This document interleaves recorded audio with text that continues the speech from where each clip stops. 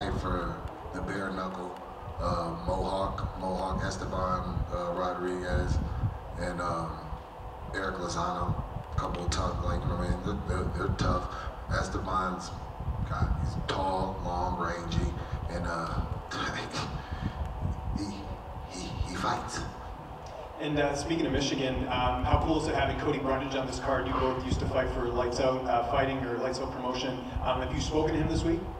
I haven't seen Cody yet, but yeah, that is actually pretty dope. They asked me who I wouldn't mind being in my locker room. I told them definitely I would like to have Cody Brundage in my locker room. It's special. It's definitely special. Just that for me and him, because he was the last fight before Contender Series. He was on that card. We were on the same card before I joined the UFC. Obviously, I went on Contender Series and ended up getting signed. He went on Contender Series and was later signed. And now both on main card UFC 300 is wild. So yeah, that is pretty dope. And just last one for me, not looking past Saturday, but do you have kind of like a timeline of like how often you want to fight this year? Is it just about, you know, opportunities and location and all that? Like, how do you sort of determine your schedule after Saturday if all goes well? I haven't looked past Saturday, so I'm just focused, locked in on Saturday. I want to make sure I get the result that I want Saturday. That's the main focus. Jamal, to your right. I noticed earlier you quoted Ecclesiastes saying that life is but a vapor. During this process, from the injury now going into this fight, what do you feel like you've been taught most? That is even more so. Appreciate the moments. Yeah, appreciate the moments. Just, it could have all been over. It really could have all been over for me. There are athletes who have suffered this same injury who had to call it a quits on their hopes and their dreams. And I'm fortunate enough to now be in a time and was in a position to where the best medicine available was available to me. And I was able to take advantage of that and use the resources to make my way back and come back in a time that people really just can't seem to believe. So, Jamahal here. You already fought and won against 4 Brazilians. Alex Pereira is the 5th, and it's a big name out of Brazil right now. How was the experience to deal once again with the Brazilian audience on social media? The Brazilian audience is different than Alex's audience, so it's been a different experience this time, I'll say. And I would like to know from you, if somebody told you 3 years ago that you would be headlining UFC 300, would you believe that? What would you think at that time? If somebody told me I'd be headlining UFC 300 at the time, I believe it. I believe it because I know myself, and I know the belief I've always held in myself. But it would have got me hyped. It would have definitely had me excited. You know, I don't know. I just always planned on being in these moments and being in this situation ever since I was a kid. Like, you can even ask my dad. My dad is here right now. You know, just from the time I was a kid, I just always believed that whatever I did, I was going to be one of the best at it. For a time it was football, for a time it was basketball. Whenever I sat in on fighting, I knew I would be here in moments like this, fighting for championships, and they would have an opportunity to put myself up there with the greatest names to ever do it. I know there's a lot of talk about Alex Pereira's fast rise in MMA coming from the kickboxing team, but it was just in 2019 when you won a Contender Series contract, and this time last year you were originally supposed to fight in a Fight Night headline, and you got the short notice call to fight Glover, which you won and became the first Contender Series graduate to do so and become champion. So do you think people are kind of putting to the side your fast rise in this sport into now ultimately headlining UFC 300 as well? I don't care. It's like, that's not important at all. Like, he's a great fighter.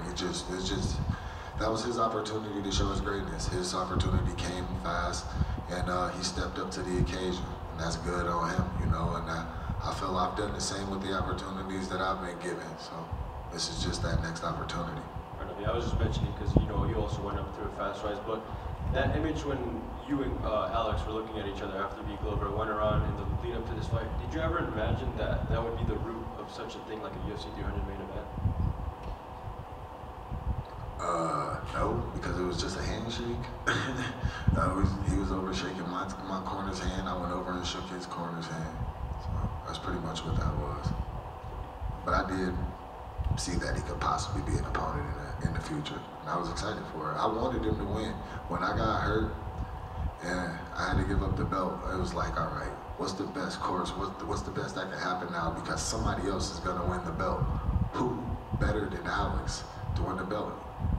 Like, y'all think y'all, and he is. He's the two division glory champion, 2 division UFC champion, kickboxing great, hands of stone, bad man, just a monster, dangerous, scary dude. He's all those things. But watch what I do to him. Jamal, first and foremost, I like your shoe selection. Very nice. And Wait, I tore my Achilles in the gray ones, right? Yeah. It was hard for me to put these on today. And is there any truth did you go to the same doctor as Aaron Rodgers? Yeah.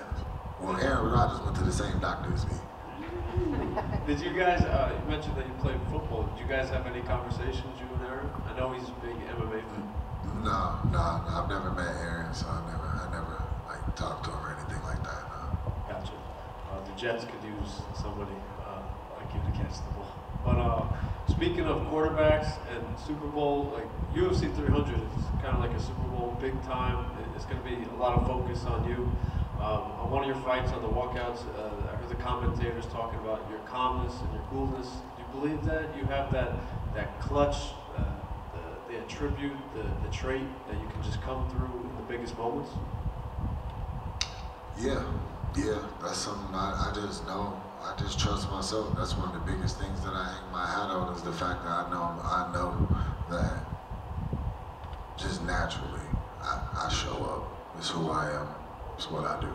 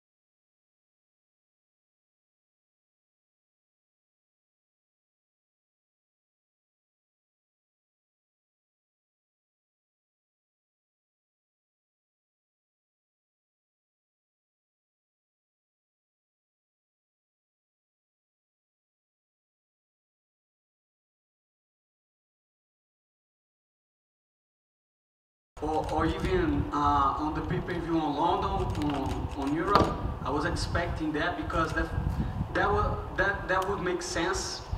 But guess what? They call me and I'm here. Is this the better card to be on for you, 300 rather than those two other ones? Definitely is a card that I want to be. Of course, UFC 300 on the prelims, several champions face each other, like Davidson Figueiredo and Cody Garbrandt, and I'm fighting on the same card. I wish it was on the main event. I wish it was on the main card, but guess what? It is what it is. And what do you make of Jalen as an opponent? Because obviously, I think we kind of expected you to be fighting Patty because you guys were talking back and forth. So when they came with Jalen, what went through your mind? Man, I don't. Of course, I wanted Patty because on the paper it was the easiest fight, you know, the easiest fight, and I would get more people know him. So that's what it's about. But at the same time, I don't choose my opponents, and I don't have time to sit and wait, you know. So I'm 34 years old. I have to fight. I have to get money. I want money. UFC 300. Which card would be better to get money? Of course, Dana White gonna raise the bonus, so I want the bonus too. And let's go. I think it's a good fight for me, to be honest. Charlie Turner is tough, but I'm better than him. Did you have to bring anyone to train with, considering how tall he was and how long he is? Yes, I was training with some 170 guys, you know, tall guys, strikers, very hard to take down, and I will be ready. And I know you like to be critical sometimes of certain main events and the Apex and everything, but for this pay-per-view, can I get your thoughts on the main event between Alex and Jamal and the BMF fight between Justin and Max? When they first started to make the card, I was talking a lot of shit about the card, you know, especially because I wanted to see like John Jones, Conor McGregor, but I think Alex Pereira, he's becoming a star in UFC, and I think in the end of the day, the card could not get any better, and especially for Max Holloway, Justin Gaethje, that's going to be a banger, that's going to be an amazing fight, and I'm glad that I will fight and then watch the fights. Actually, last one for me. Obviously, after your fights, you know, you call Moicano wants money. There's a lot of competition for these bonuses on this card. So I guess, how do you separate yourself? How do you win on Saturday? To be really completely honest with you, I don't think I'm gonna get the bonus. Even if I finish him, we have 13 fights, 12 champions, and it's going to be tough to have a fight better than Max Holloway and Justin Gaethje, or Sarukian and Charles Oliveira, or Alex Pereira. I think that the card will have a lot of finishes. So to be completely honest with you, I just want to get the W. I want to finish Charlie Turner and move on. Going off of that with the bonuses right here, I'm just curious, do you think that Dana should do something special for this card, maybe give everybody who finishes a bonus? 100%. He should do that in every card. You know, it's hard to get a finish on UFC, and I think if you do, you should get more money. But guess what? I don't make the business. I am just an employee. So whatever they do, I agree with. Back here, Renato. Speaking of money, I know you have your YouTube channel, you have a ton of things going on outside of fighting, you have the Home of Fight podcast now. So I'm curious, what do you think are some of the best side hustles for MMA fighters? I think talk about of MMA is easy because I have been training since I started training Jiu-Jitsu when I was 10, so I know the sport. I compete professional MMA since 2011, so I have been in the game for a long time. But the problem is some fighters, they are dumb. I don't know if you guys know, but some fighters, and I don't even speak English, but I am trying. But some fighters, they do speak English, but they are dumb, or sometimes they are lazy.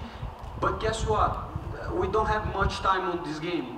15 years.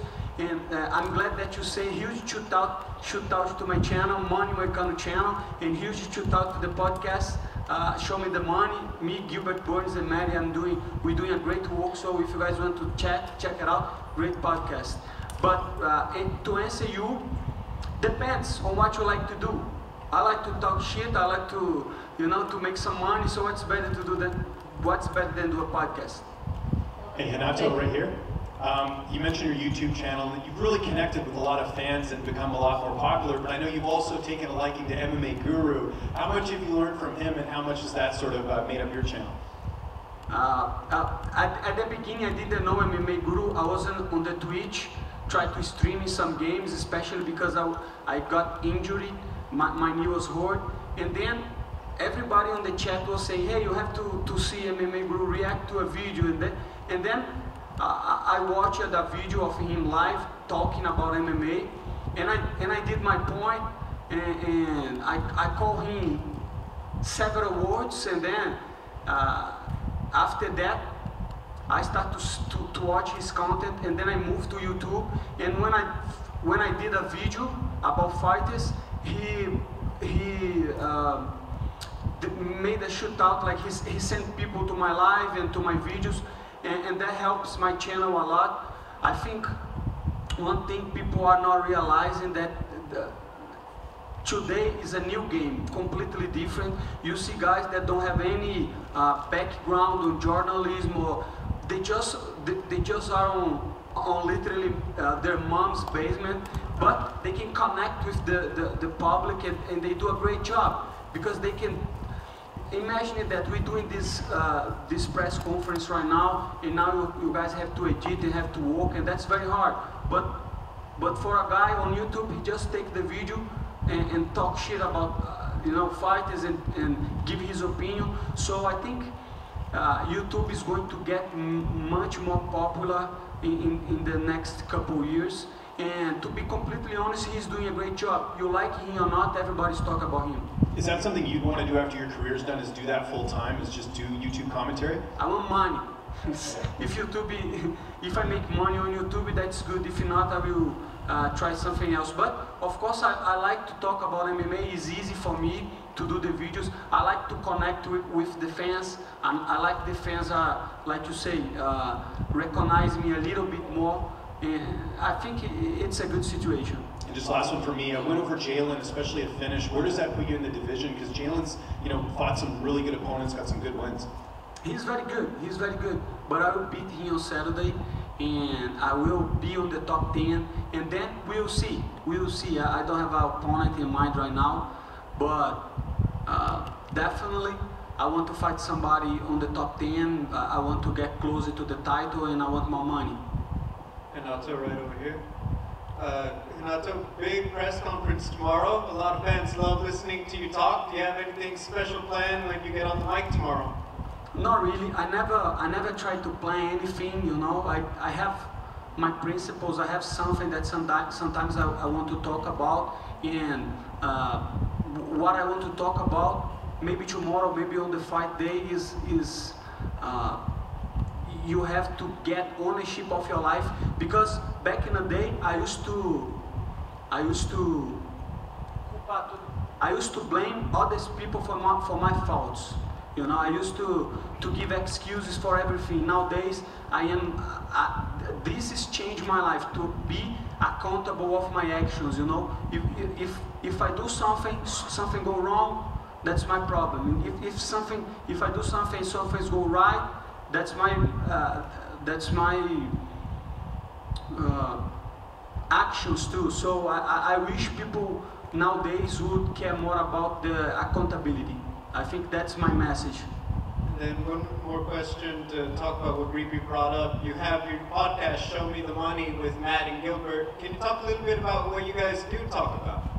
We talk about money and MMA, and we bring some fighters to do the podcast we did with Jamahal Hill, and it's a very good show. And if you are a degenerate that loves gambling, Maddie is a gambler, and he's doing a good job. On the other day, he hit a 46,000 parlay with $1,000, so motherfucker is making money.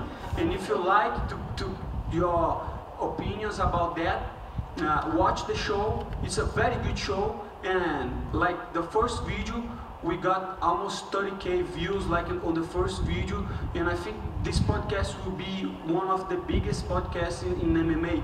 We still need a lot of content in MMA, not generic stuff, like good stuff, good productions, and we do that on Show Me the Money, and Home of Fighting is doing a great job too, so it's a win-win situation for fighters. Just a quick one right here. When you talk about MMA and fights with Gilbert and other people like that, you kind of see another perspective that you might have not seen when you're in the cage. You get to learn a bit more just breaking down fights. Yeah, it's different because when you're talking about MMA against a guy that doesn't do MMA or the fighter, you can see different opinions, and definitely that changed my mind in couple fights, and especially if you're talking with a guy that like to bet. It's not like a fighter, because let's say Armand Sarukian and Charles Oliveira, if I am giving my prediction, I will try to do like on the technical aspect, right? I will say he's good there, he's good here, and I think one or another will win.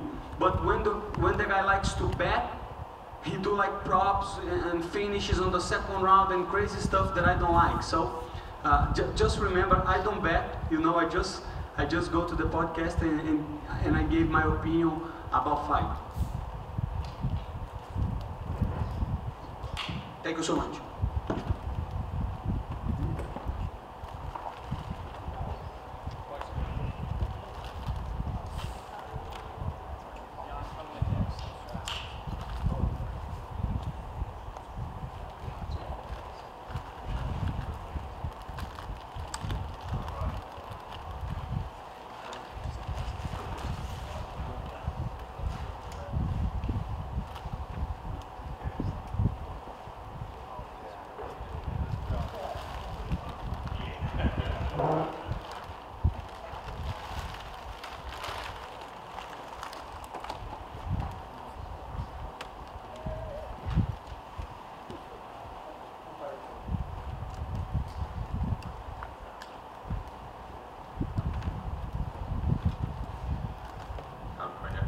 Obviously, we've been talking about this fight against Weili for quite some time, but now that it's fight week here on this milestone that is UFC 300, I guess what are the emotions now that you just have to weigh in and then fight?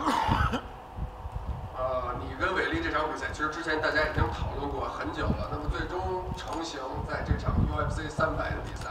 那你觉得这场比赛最终能在这场比赛里进行，自己是一个什么样的感想？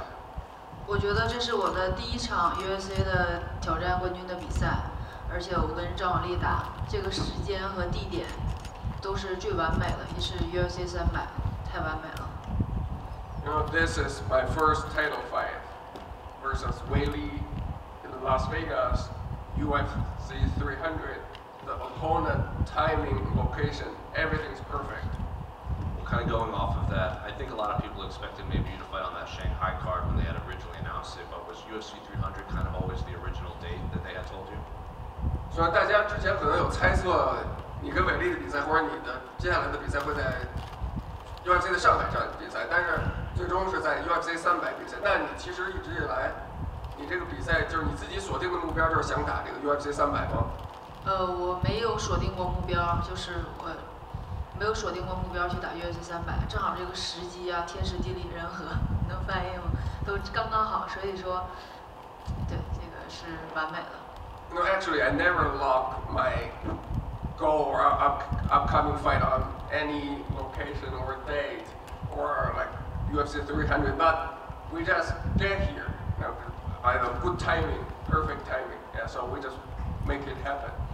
Speaking of Weili as an opponent, like Daniel Cormier has said, she might be the most athletic fighter he's ever seen. A lot of people think, she's kind of this perfect, well-rounded fighter. I'm curious, how do you view her skill set in there? 所以说到韦利，很多人都说，包括 DC 也觉得他是最全面的选手，然后也很壮，运动能力也很强。那你觉得跟他相比，你自己是什么样的选手？他确实就是给大家，就是每场比赛打得很精彩嘛，给大家呈现的也是很强。但是我觉得我也很强，我也可以展现最棒的我。Yeah, Weili's a great fighter. As every her fight, she showcased to everybody. But I also believe myself. I'm also a good fighter, completed fighter. I think I will show you guys the best version of myself. And a lot of people, obviously, they point to the fact that it's the first time 2 Chinese fighters are fighting for a title. Do you view the importance of this fight, or do you just view it as another card against a champion and you're going for the title? 所以大家现在很多说到这场比赛都在说啊，这场比赛中国夺比，第一次有中国选手争夺这个冠军腰带。那对你来说，这个重要吗？还是对你来说，其实争夺 UFC 腰带、拿到 UFC 冠军是更重要的事？我觉得都重要，但是让我选的话，还是拿到冠军是最重要的。Yeah, both China versus China and get the UFC title are important to me. But if you let me choose one, which one is more important? Get a title. And last one for me. Can I get your thoughts on the main event between Alex and Jamal and the BMF fight between Justin and Max? 那你预测一下另外2场腰带战吧，那个佩雷拉和希尔，然后霍洛威和盖奇。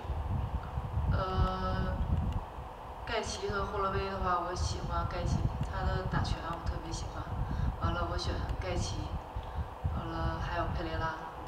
So for Justin Gaethje and Max Holloway, I would pick Gaethje because I like his boxing. So yeah, I think Gaethje can win. And for the main event, Pereira. Yeah. Last time we spoke, after your last win in May, we talked about this potential title fight. And you said that the people in China maybe don't support you as much as Wally. Have you felt that sentiment change now that this is booked, now that you're in this title fight? Like, do you feel like people are coming around to you at home more than they were before? 去年5月你赢了安德拉德之后呢，他问过你，就接下来如果冠军战打韦利会怎么样？然后你也提到了，可能中国的粉丝可能更多人会支持韦利。那现在你觉得大家这个支持度，你们2个相比有什么变化吗？还是怎么样？没有变化，还是更多人支持他。但是我有我的家人和我的朋友，还有我的教练团队支持我。Nothing has really changed. Still more people support Willie, but you know, I have my family, I have my team. All the people, my people will support me. To me, that's enough.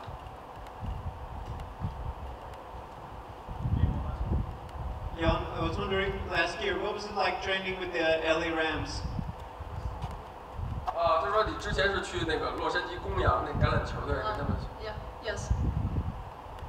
Yeah, she visited the practice, the training camp there. How was the experience? 你觉得那个体验怎么样？看公羊的球。我感觉太酷了，之前我都没见过。Yeah, super cool. I never saw or participated in any American